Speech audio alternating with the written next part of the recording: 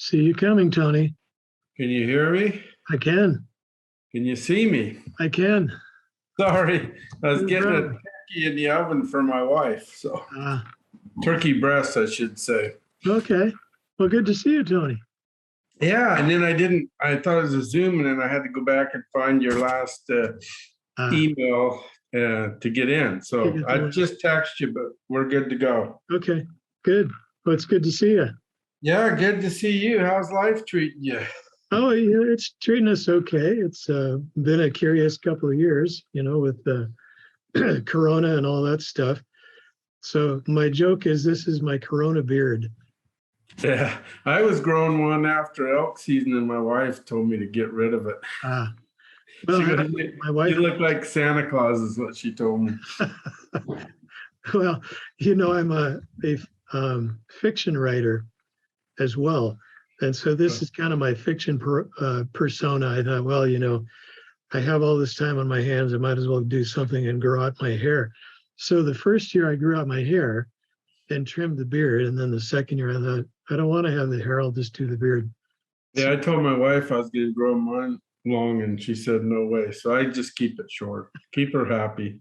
Sure. Yeah. Well, thanks for taking time to talk with me, Tony. I appreciate it. What I did, I sent you an email with kind of a short list of stuff we might talk about. Just Right. Yeah. And I jotted down a bunch of stuff on it. Cool. So Good. Well, rather than try to memorize the list that I sent you, I put it into this slide deck.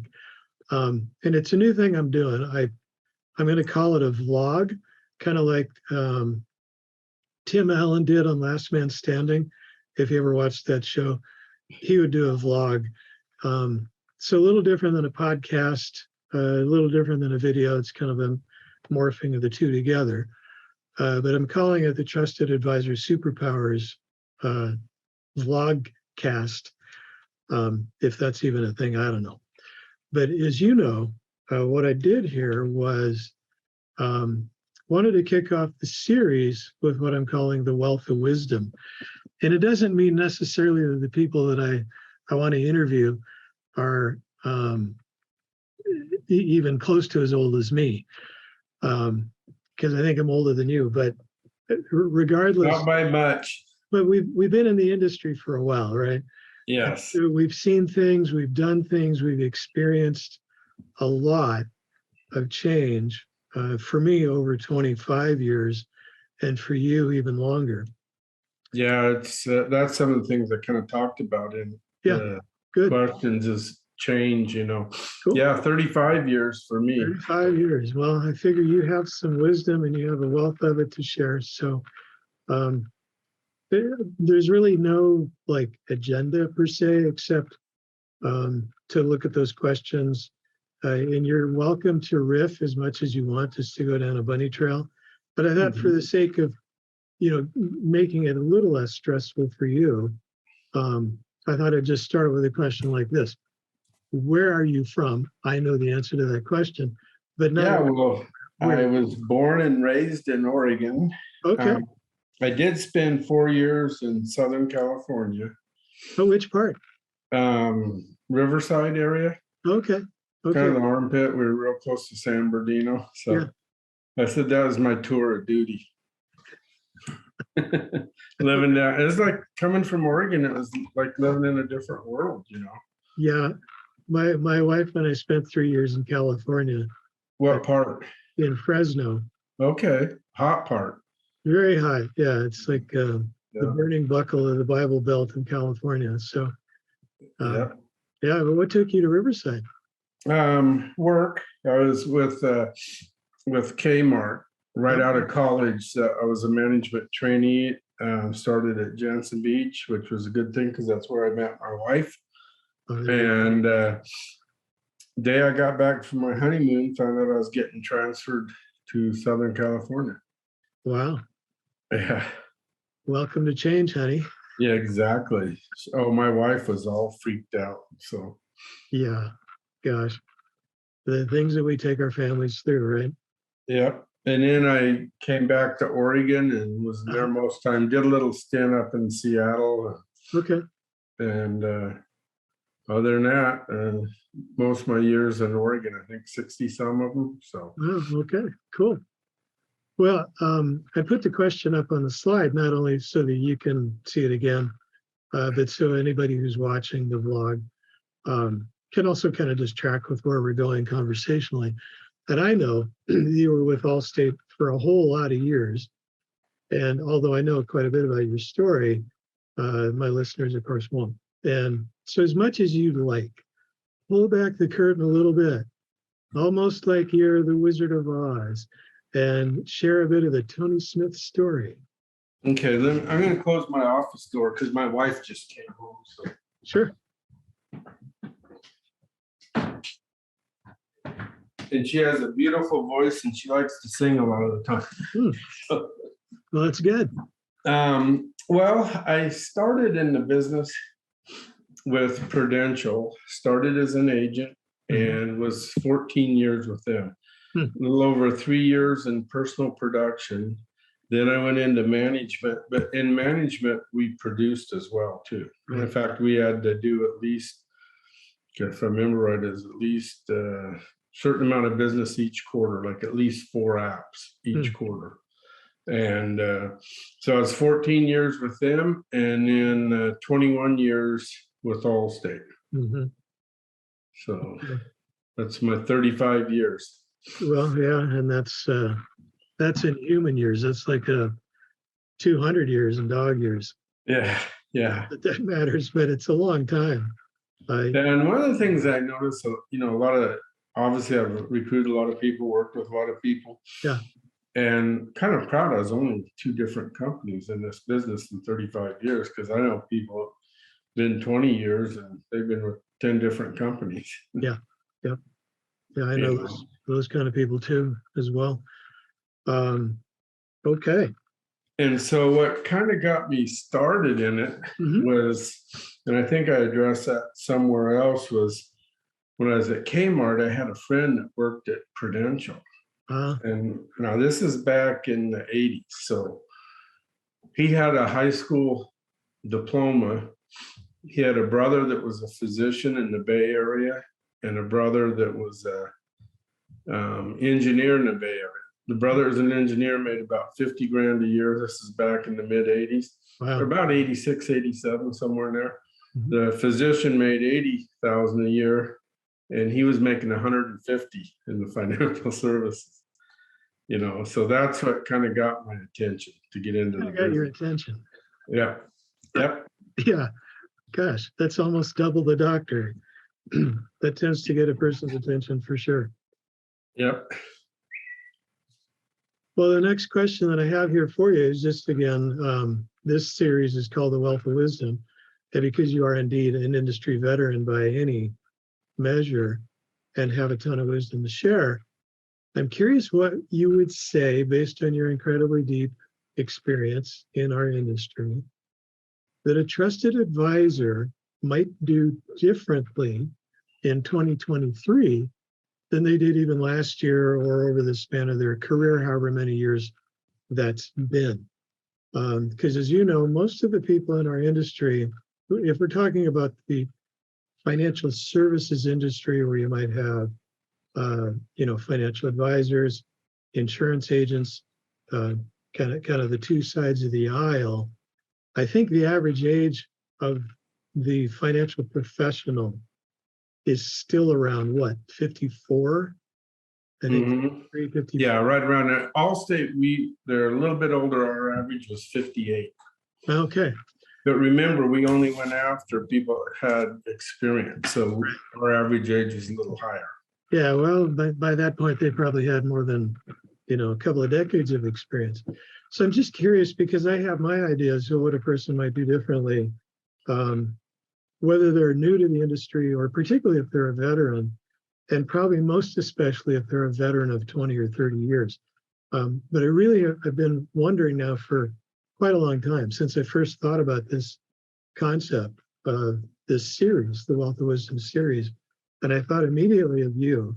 And I wonder what Tony would say to a veteran of this industry. Like, okay, you're heading into a new year, another new year, 2023.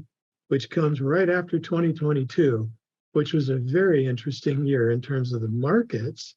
Mhm. And that came after 2021 and 2020, which were Correct. magnificently strange because of a virus.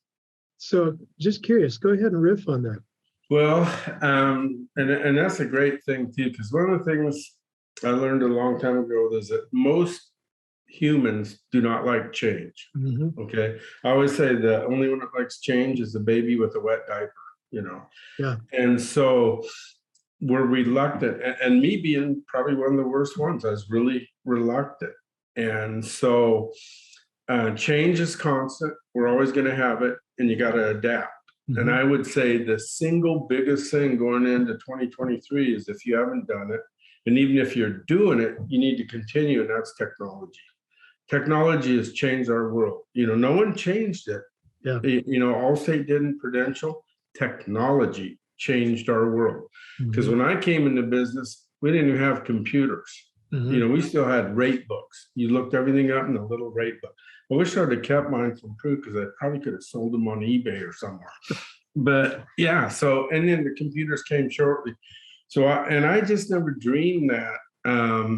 And to your point, COVID changed a lot too when it shut it down. But thank goodness in the financial services, we were still able to operate because it's essential services Yeah. that we offer. Okay, like the banks and the other things. Yeah. But that's one of the things that's really opened my eyes is if you'd have told me 34 years ago or 30 years ago that didn't sit down eye to eye with people, I'd have told you you're nuts, at least the first one.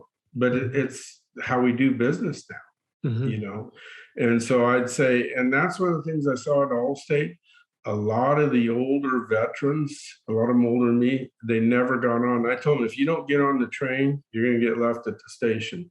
Yeah. And that's what happened to a lot of them. Just how we do business, submitting everything electronically. You know, when I left Allstate a year ago in October, everything was done, even on the security side. Mhm. Everything was done electronically, which the people that adapted, they loved it. You know, I had guys said that saved them, you know, a couple $100 a month in FedEx bills, you know, not FedExing it back. Yeah. So that's what I would say is, you know, with technology, you got to get on board with that, Mhm. but you got to continue because it's ever evolving, and it's going to continue to evolve, you know. So Yeah. Yeah, for sure. Well, COVID certainly did force people to adapt to the technology, whether they kind of wanted to or not. They had to come into it kicking and screaming sometimes. And of course, Zoom went from a company that quite a few people knew about to one of the fastest growing companies on earth yeah, in that 1 year. And I'm conducting my part of the Zoom meeting here with you through a Logitech webcam. And it was a webcam that I was using a couple of years ago and loved it, but I started doing some other kinds of video um, meetings that included my wife in the meeting. And so I gave her the Logitech webcam, and then I couldn't get another one because they were completely sold out. So I got this weird thing, pretty cheap, worked okay. But I just replaced it for another Logitech webcam. The reason I bring all that up is it goes back to your point, where in our industry, it really was, even when I started, and I started later than you, but I started in the late 80s, very late 80s, and actually late 90s, now that I think about it. And you just didn't, there was no such thing as online meetings. I mean, GoToWebinar was, I think, the only platform that companies could kind of conduct a training with their people in the field. And it was clunky and it was weird and nobody liked it. And it was not a good time. And now, of course, there are multiple platforms for doing online meetings. Zoom kind of took over the earth. right. And now people in our industry conduct meetings face to face in a virtual environment. And as you noted, the folks that are older tend to be, at least in my experience, and I think you were alluding to it, they're more resistant to change, particularly when it makes them feel uncomfortable. Mm-hmm. This makes them feel uncomfortable because even for me, I'm very accustomed to Zoom. I have been for years, but it's still kind of weird to think about conducting a meeting the way that I used to as an advisor or a district manager or managing principal, because you're supposed to do it face to face, right? That's Yeah, how I was trained, yeah, me too. just face to face. And so what kind of things do you think of that might, for that person who's, even if they're younger and they just don't like technology, because I know people like that. My daughter, in some respects, she's 26. Some respects, she loves technology. In some respects, she hates it. Kind of like her dad, even though I use tech in a lot of ways. But for that person who's kind of resistant to maybe this particular kind of technological change that they're really forced to adapt to and to adopt into their practice, is there anything you can think of that might help them in how they conduct the meeting? Because one of the things that they have to do is process internally, how am I going to communicate to somebody who I'm literally not face to face with, but they're on the other side of the camera? So how do I do that? How do I connect with them? Because I have to connect with them in a very similar emotional way that I used to 5 years ago, 10 years ago, 15, 20, 25 years ago, when it literally was only face to face. Mm-hmm. And that is a challenge because, as you know, back face to face, and a lot of times, we'd have the husband and wife there, Yeah, yeah. And I was big because early on was the nonverbal communication, and then tail signs. Mm-hmm. A lot of times it wasn't what they said; it's their nonverbal was the most Right. important. Yeah. So you can still do that, but not like if you're all sitting in a room.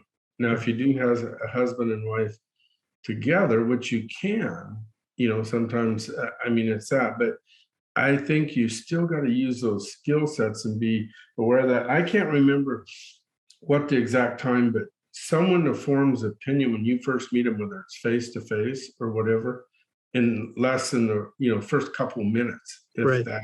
So it's really critical that's your key to the door. Right. Yeah. Is getting that, and then once you do that and you establish that relationship or start going in the right direction, then my successful reps, as well as me, we took advantage and used whiteboards. Oh, okay. To get it across. Now, it's interesting you said, because WebEx is what I was doing, and that was very cumbersome, and that's where I had a lot of pushback. It was really hard to set it up, really difficult. Then we went to Skype for Business. Then we went to Microsoft Teams, and then we went to Zoom. Yeah. Well, and this is all in COVID. In a period of less than a year, I went to all those different platforms. We started with WebEx when COVID hit. Yeah. And I was just getting it. My little assistant, she was really techno, and she spent time and taught me. Okay. And so I got proficient with that. And then they pull it out from underneath us.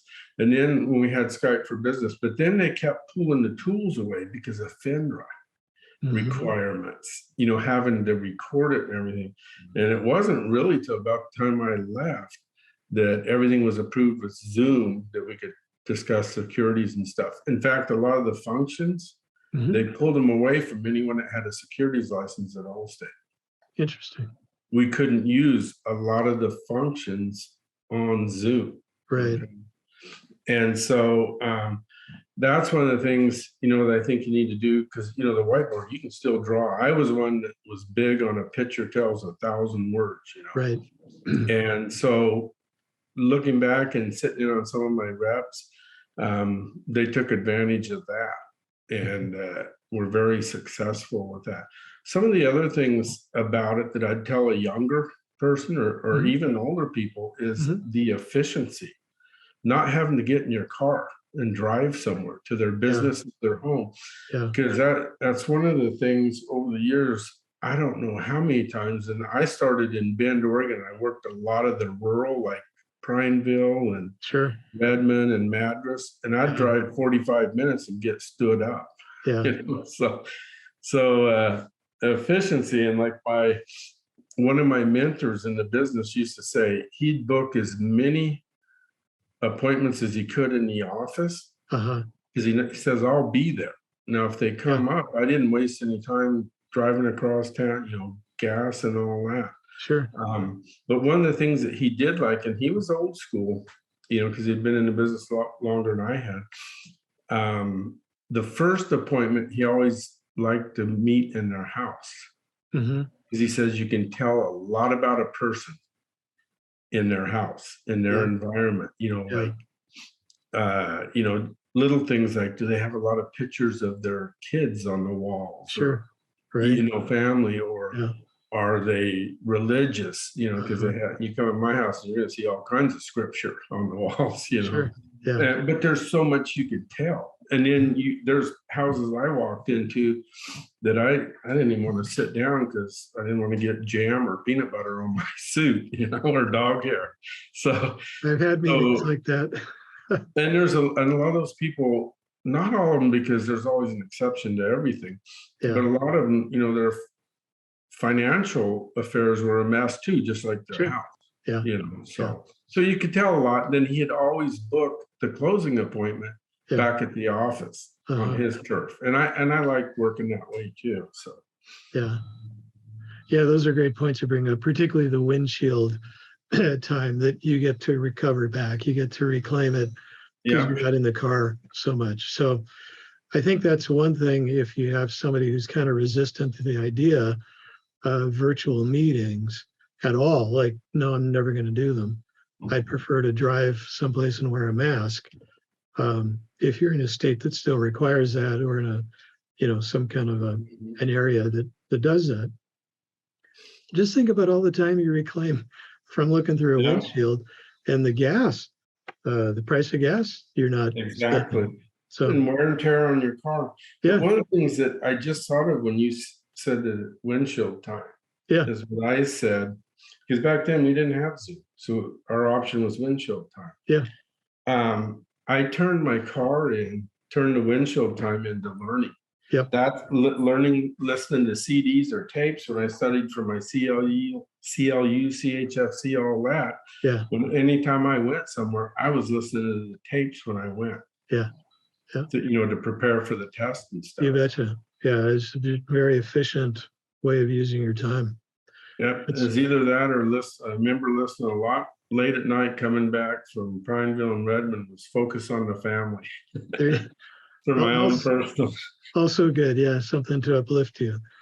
Especially at the end of a long day, you can really need that.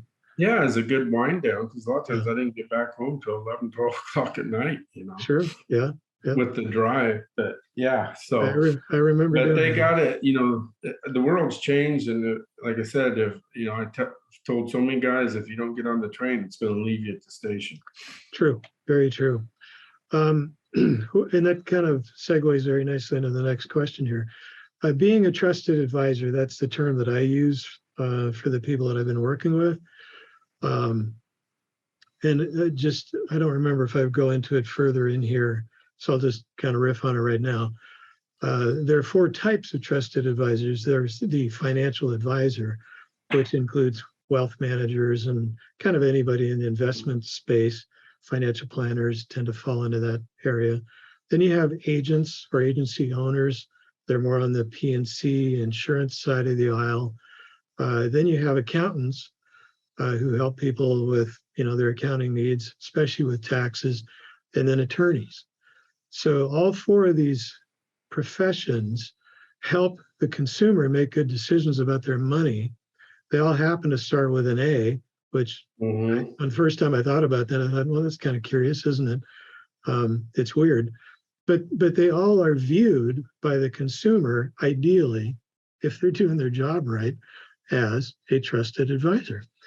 And so, as you know, from being in the industry as long as you have, being a trusted advisor requires you to have an entrepreneurial spirit, at least, if not some entrepreneurial strength.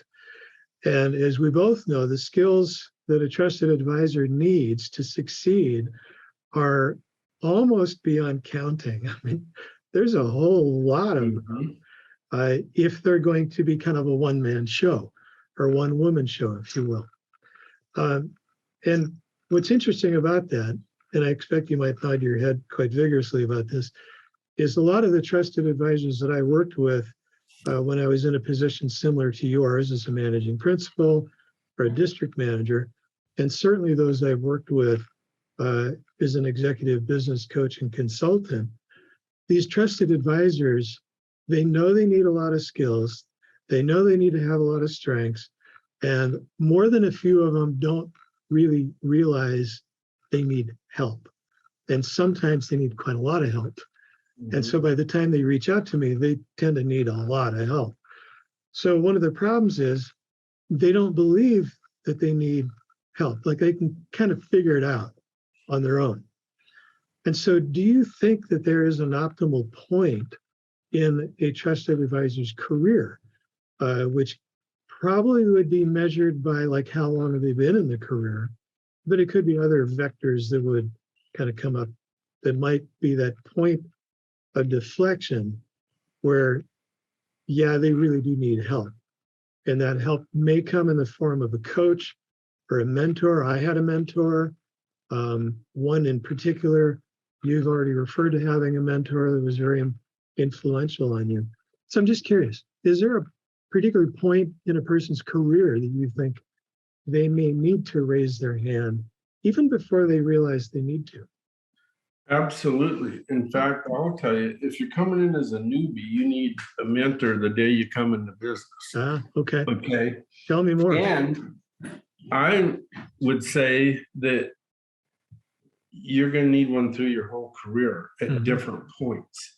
When those points, for example, with technology, a lot of them that didn't get on, they need a mentor or a coach to help them get past that comfort zone that they're in, because they're going to get left behind, you know? And so, and that's going to continue to happen and stuff. And one of the things that I was blessed with, not only at Prudential, but at Allstate, is going to a lot of different industry venues. And I always said, any meeting, if you learned one thing or picked up one thing, it was worth your time.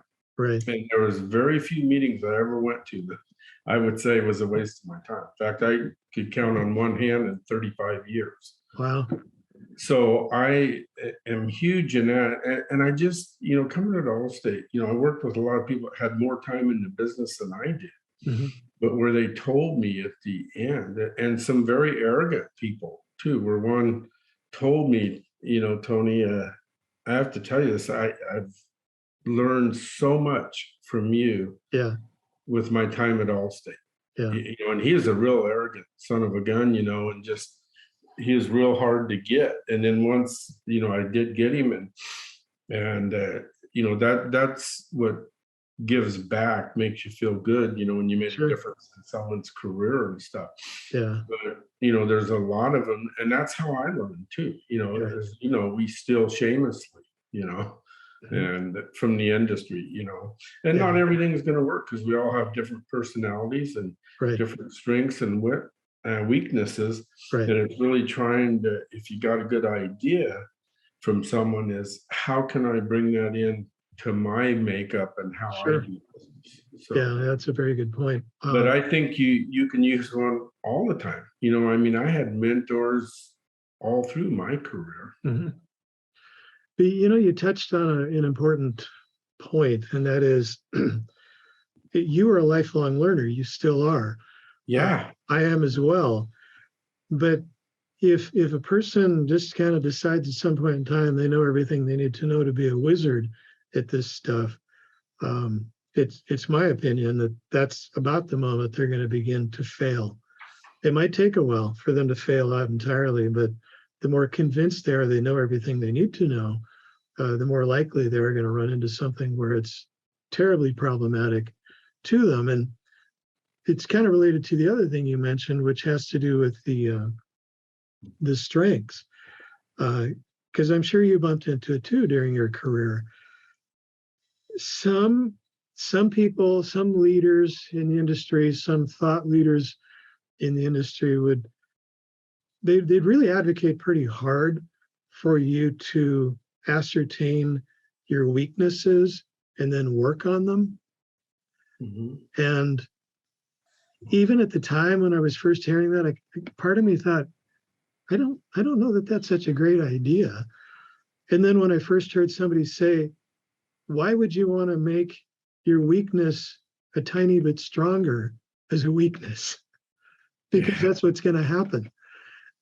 You want to lean into your strengths and go really hard on your strengths, really narrow down your focus so you're playing to your strengths, which is a key component of what I'm doing when I'm helping people with this stuff. Because otherwise, you just wind up burning up so much time trying to develop a muscle group, if you will, that it just is never going to be that strong for you. And that's okay. It's okay that it's not going to be that strong for you. And that's a really good point, Joel, because one of my weakness always has been, probably always will be, is paperwork. I hate paperwork. Yes. And rather than trying to get better at it and stuff, Yeah. that's something I could off-source to an admin. Yes. Okay. So that's how I did it. I'll focus on my strengths and pay someone else to do weaknesses that they can do. Right. Because I never want to be good at paperwork. Right. I want it done right. And then back to technology. Yeah. Most of it's foolproof. That's not going to let you go to the next screen until you've done everything, Right. Which that's what a lot of my reps like too. that too. I mean, I remember back at Prudential, and it wasn't any different at Allstate, is 68% of the life apps came in with critical information missing that they couldn't even underwrite it. They had to go back to the rep. Sure. 68%. And it was probably worse at Allstate, to be honest. Same thing in the securities. They came in incomplete where they just totally blew by a box that they can't go forward unless they have it, Right. Yeah. And so yeah, I think that at different points, different people, now some may need more coaching and stuff than others, obviously, but I think everyone can kind of benefit from it. I think that, and it's interesting what you said, continuous learning. And that's one of the things I've always said is you got to continuously learn. I've always said when I was working, I could quit tomorrow and be a student of this industry and still not know everything. Oh, yeah. Because it changes so fast, just the tax codes alone, And so you got to stay educated on that. And I saw a lot of trusted advisors have been around for a long time that never kept up with stuff. Yeah. Yeah. I hear you. Well, what do you see during your career? And it's not like you're really out of it, because I know you still know people in the industry like I do. Yeah, I get calls all the time from my reps still asking stuff. Yeah, and so your finger's still on the pulse, if you will. Yeah. So with that in mind, what do you think is the most common mistake that you see trusted advisors make? Because I see a couple that are pretty common across all four types. But in your view, what is the most common mistake? And then what might you recommend that they do to overcome it? I think the biggest mistake that I've seen in my 35 years, and I did it a lot early on, is not listening to your client. Going in there and trying to show them how smart you are and how much you know. Yeah. You have to listen to them. Okay. The key is that, I know and what they need to be doing. But if they don't care, or they don't think it's important, they're never going to do it. They're never going to do it. And so that's the biggest thing. And we've heard it. It's been put in, God gave us 2 ears and 1 mouth. It's the old cliche, Yeah. but it is so true. Uh-huh. And just really listen, because most people don't listen to people. They're trying to think what they're going to say. And I talk to my wife about this a lot. They're trying to think what they're going to say next, Right. and they don't listen to a word the person says. Right. And I've seen it so many times with newbies, with veterans, been in the business longer than I, when going through, and I just really listen. And then they ask them a question that someone already told them. Yeah. Like one time, like, I remember this, and this guy was a veteran. He'd been in the business longer than I had. And the client, she'd said something about that she'd had kids from a previous marriage. Uh-huh. And then a few minutes later, see, and that's something I make a note of, because I want to know, are they paying child support? Are they getting alimony? Things like that. Mm-hmm. And a few minutes later, he asked her, do you have any previous marriages? She looked at him and it shut down. I mean, he was done. He asked her some other questions and she wouldn't give him an answer. She basically told it wasn't his business.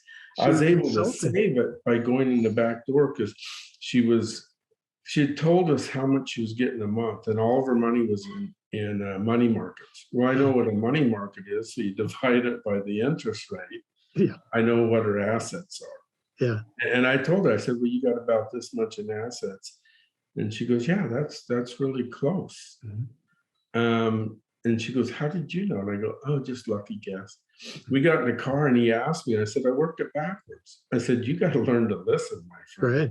But that's one of the biggest mistakes I think they do, and I see it all the time. And it's not just in this industry, it's in every industry. Yeah. Thanks for sharing that, because that is one of the things that I've seen many times.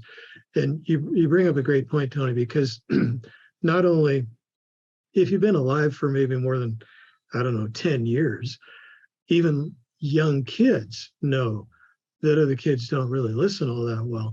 So it really is the human condition that we forget 2 ears, 1 mouth. There's a ratio here we should be paying attention to. So it's kind of a human problem right out of the gate. And yet, when we go into the industry as a financial professional, a trusted advisor, we not only forget the human condition, we're so keen on, like you said, you alluded to, we're so mindful of what do we want to say next that we're not paying attention, which kind of doubles the damage of not listening. Exactly. And then from one thing that I saw pretty routinely, I'm not trying to throw all of them under the bus, but it was pretty routine to see my tenured advisors. So tenured, TENURED.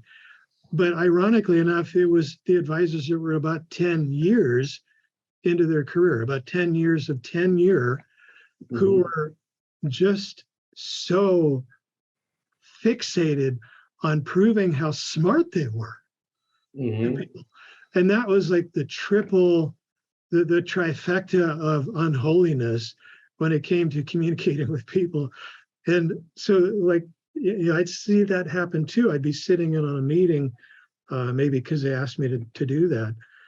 And I would just be appalled at not only not really listening, they were missing all kinds of cues, physical cues, they were missing verbal cues, they were missing all kinds of stuff.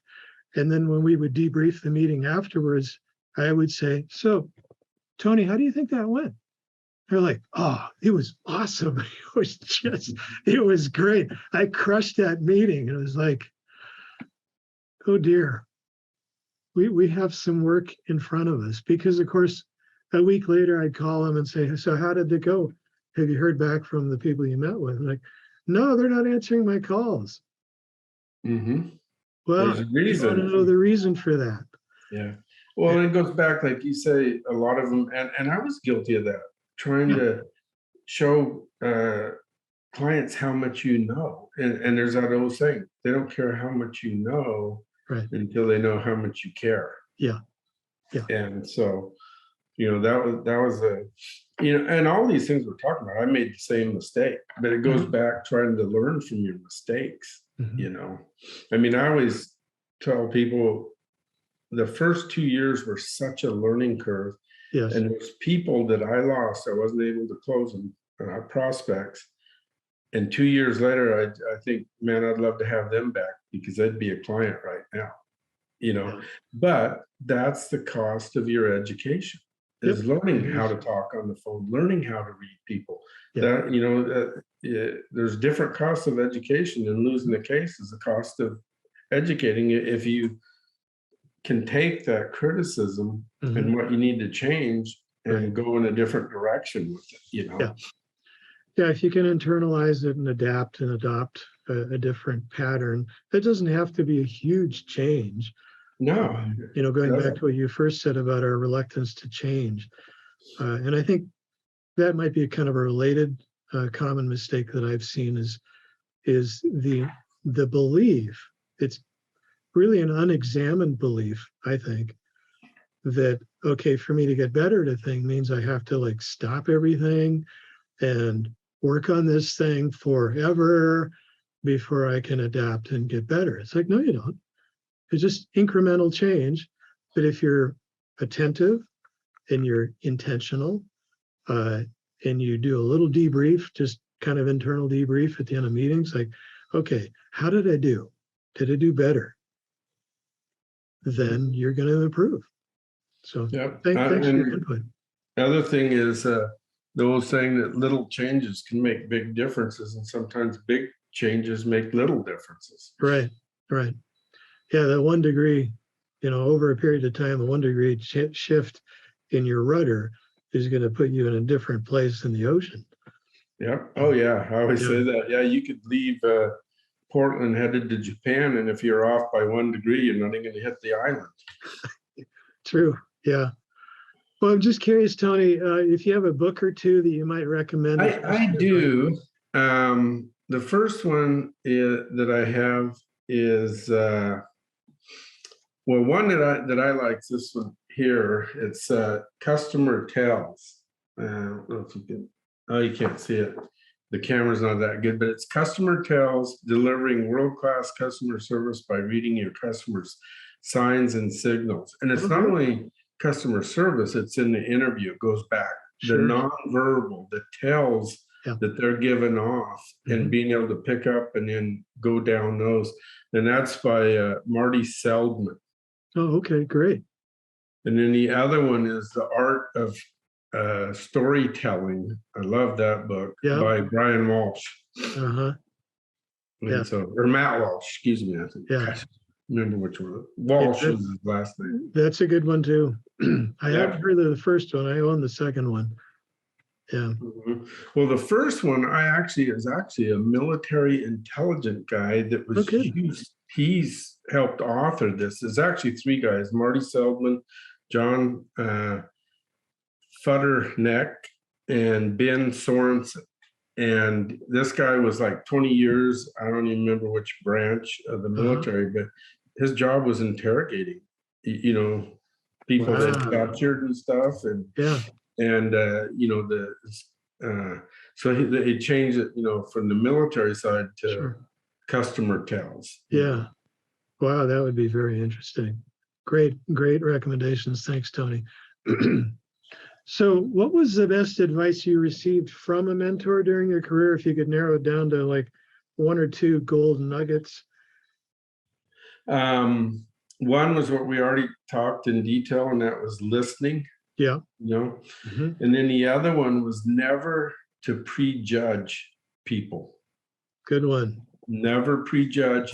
And I learned that twice early on. One was I was with my mentor, and we went into this house, and this was one where I didn't want to sit down. And they had a dog that, sitting down, his head was right at my face. And it was a family that was just a tiny, tiny little house.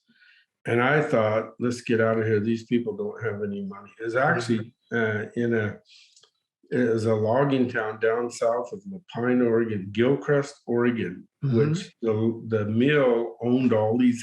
They owned the whole town, and everything was painted a dark brown. And they had houses that their employees rented, and they were tiny, like maybe 800 square feet, if that. Well, early on, he made a comment and I didn't know anything about it. And my mentor, he picked up right away, is he made a comment that he was paying too much in taxes. And this was back in like 1989 or 88. Okay. We found out later, and he became a very good client. I helped him in a lot of ways. His parents were killed in a car wreck when he was 2. And he had it affected his brain. So he was kind of slow, learning disability, but found out that he'd got all this money that was put in a trust until he was 18. Mm. And then he got the money. Now, the good thing is he didn't blow it. This young guy didn't, Wow. which most of them, 6 months later, it's gone. Oh, And yeah. all their friends that knew they had that money are gone. And he was about 22 years old. He was married, worked in the mill, and had his wife. But we, so that was one, because I wouldn't have thought they had 2 nickels to rub together. The other time, this is in rural, somewhere out in the middle of nowhere, this guy, and same thing, I thought he'd have no money, and ended up, he did. And we were talking investments, he wanted mutual funds in particular, and got ready to, did all the paperwork and all that. And he goes and over to his freezer, pulls out a package that says beef on it. And he had $10,000 in cash. And I said, hold on, cab driver, I can't accept cash. Sure. He was totally against the banks and stuff. And I said, I can't do it. You're going to have to do a cashier's check or something. I can't accept cash. Yeah. But I wouldn't thought this guy, his stove in his house was out of a 55-gallon drum that he'd welded up. But the guy had money. So yeah, that's a great observation. I remember working with people that lived in a small town, Eastern Washington. I started my career in Yakima, Washington, Central Washington, small town, smallish anyway. And one of the conversations we were having after they become a client, I was helping them do some stuff, including a financial plan. He just sort of naturally told me when I was doing kind of the data gathering of assets, like, what do you have, where do you have it, kind of thing. He just in an offhand way said, so do you want to know about the coffee can? Like, you're kidding, right? Do you really have a coffee can with money in it? It's like, oh yeah, I got that. It's like, I looked at his wife like, yes. She's like, and you keep that where? And she said, which one? Wow. Okay. So it's just kind of like reframing my universe from that one conversation. And I think it was about maybe a year later, I bumped into a book that was kind of a big deal at the time. I don't know if it still is, but it's called The Millionaire Next Door. So I'm kind of going back one slide. And that book was a real eye-opener. Yeah. Because they were saying you have no idea how many millionaires live near you, and you would never guess.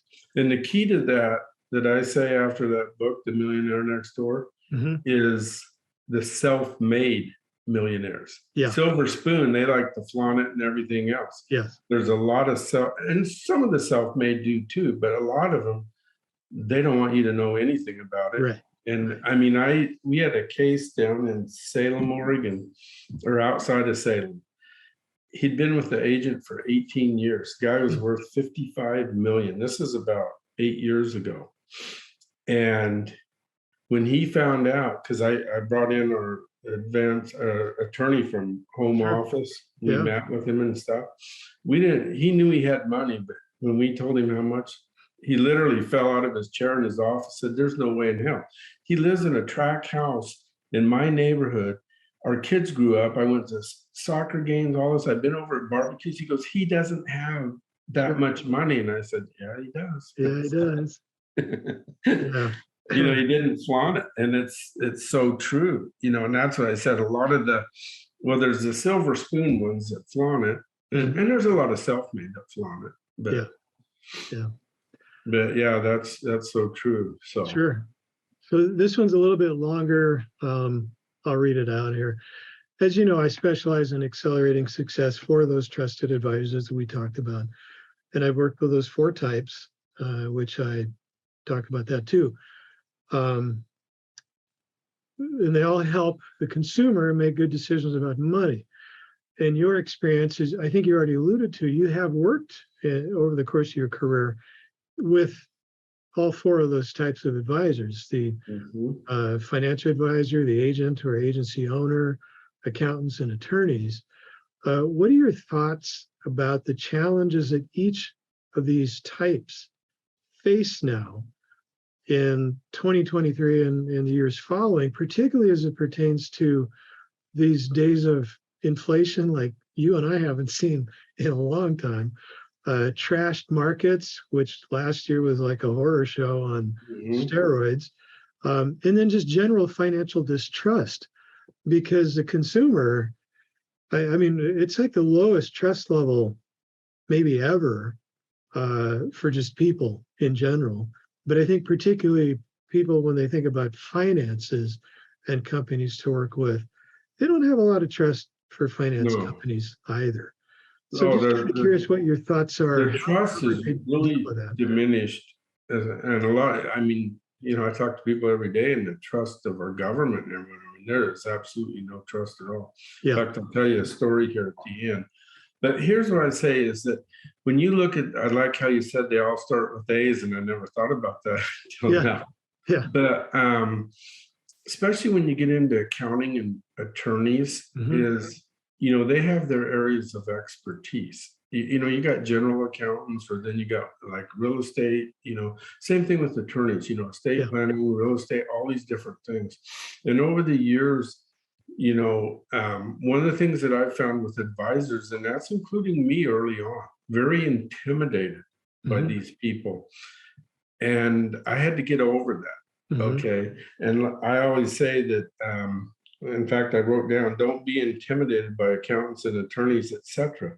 They all have their area of expertise, as do I. Okay. And they put their pants on one leg at a time every morning, just like I do.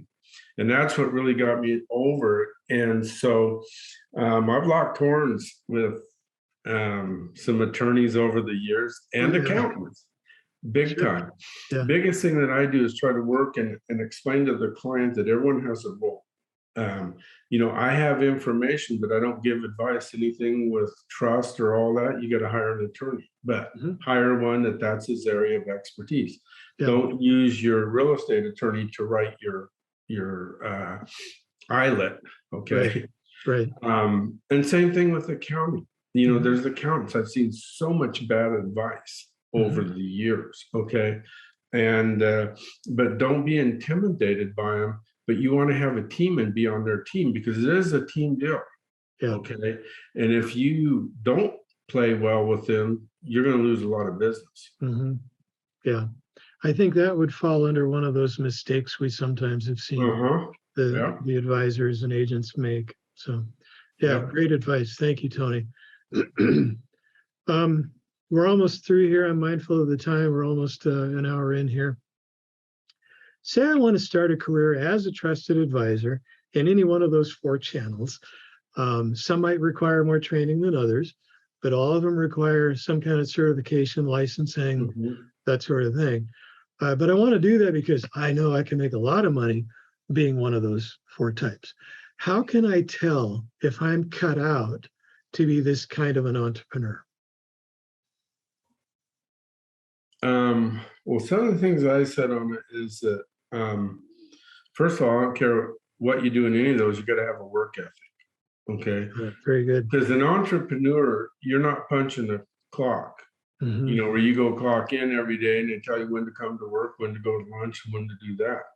So you have to be a self-starter and highly motivated, and then be willing to put in the time, a lot of hours, as you know, especially early on. Because to your point, you mentioned earlier, we wear so many hats. And what I mean by that, there's so much information.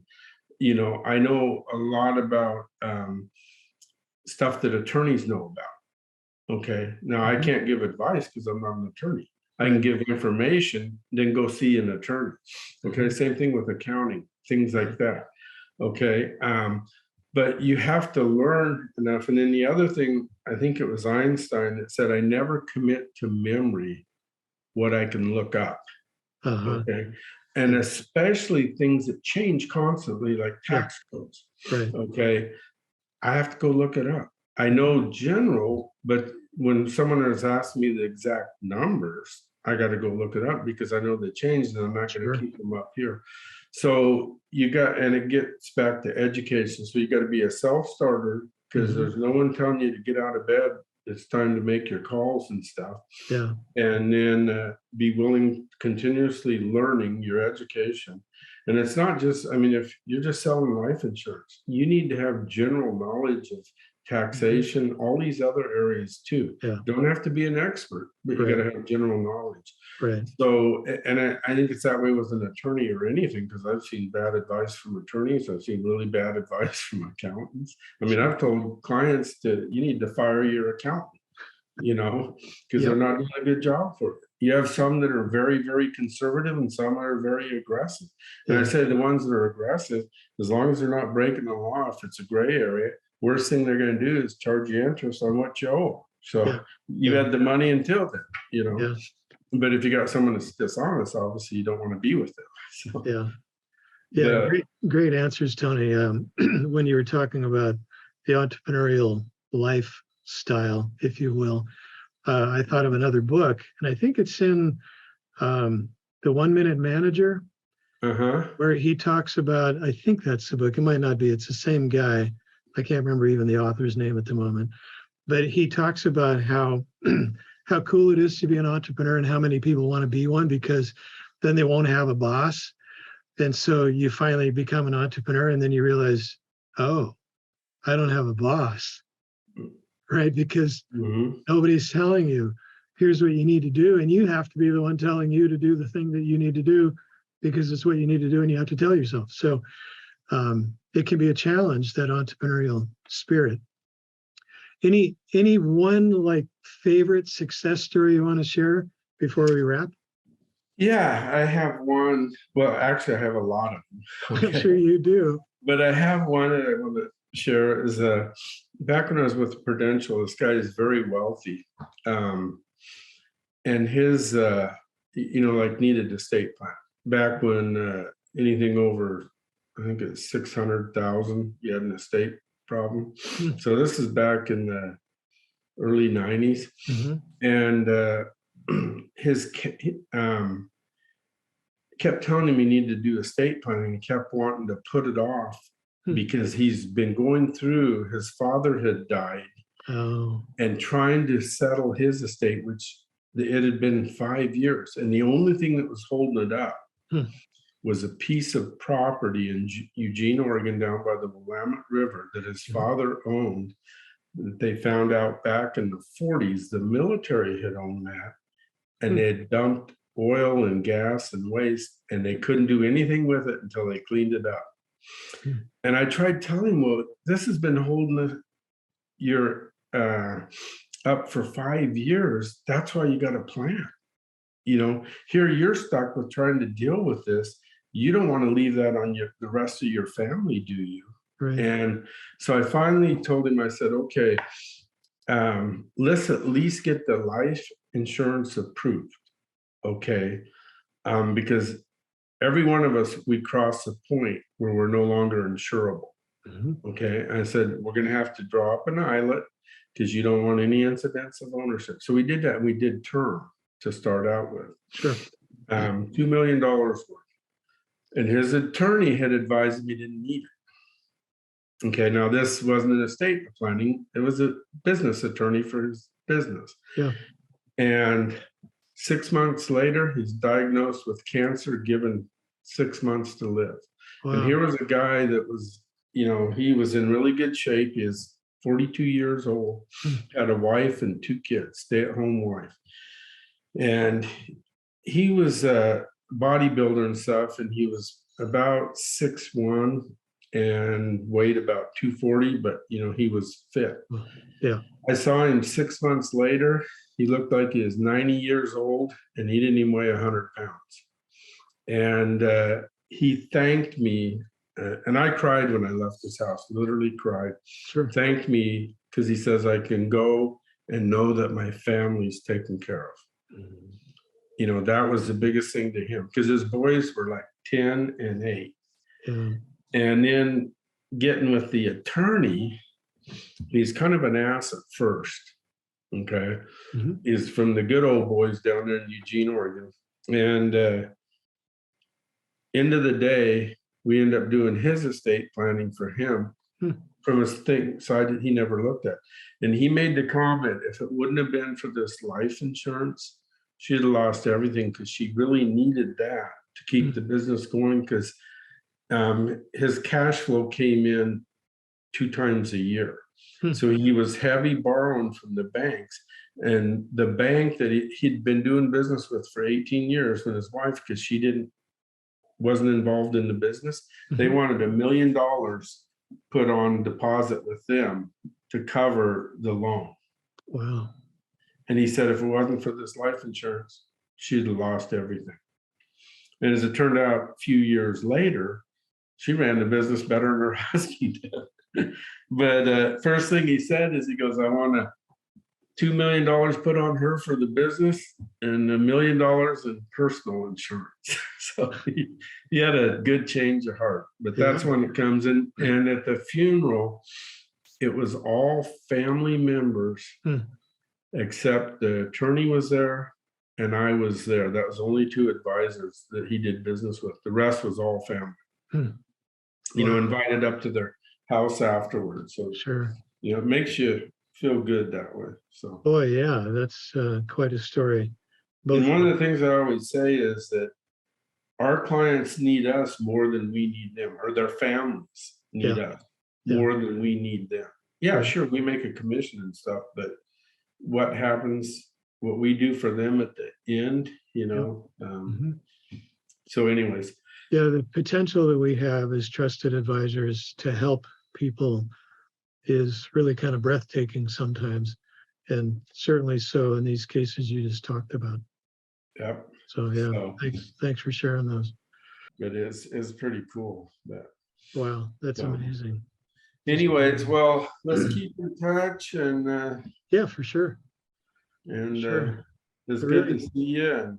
And I appreciate you taking time to talk, and the answers you provided, the guidance, the insight, the wisdom, the wealth of wisdom that you brought to the first episode of my vlog. So yeah, I appreciate it, Tony. I appreciate you, our friendship, and everything you shared. And thanks so much. Okay, we'll talk to you later. All right. Take care, Tony. Bye-bye. We'll see you.